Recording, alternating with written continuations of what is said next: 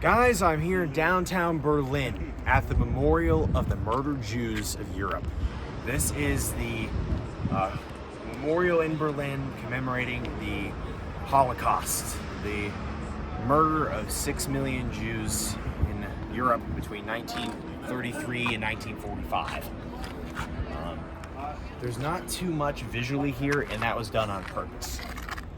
These long stretches of nothing, there are 2,700 of these rectangular platform things, and they're all different sizes and heights.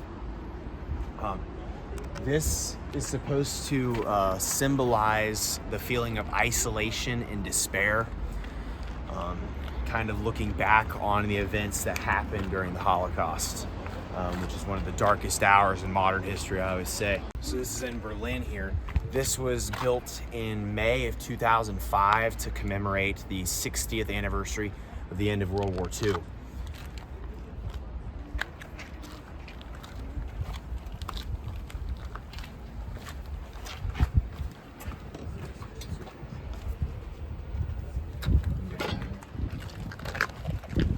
So a little bit of background for those of you guys that aren't too familiar with the Holocaust. Basically what happens is in the 1930s, a regime comes to power within the country of Germany, known as the Nazi Party, the National Socialists.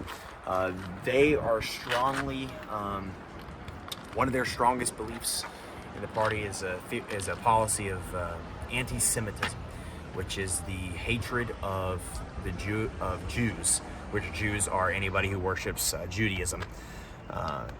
Anti-Semitism is a thing that still exists today and has always existed throughout history, but the Nazi Party was the most extreme. What the Nazis wanted to do when they came to power, they were led by Adolf Hitler. Their original plan was how are they going to get rid of the Jews fastest? And they used this opportunity to blame the Jews for all of their problems, like the fall of the German Empire after World War I. Things like that, because they were the minority groups.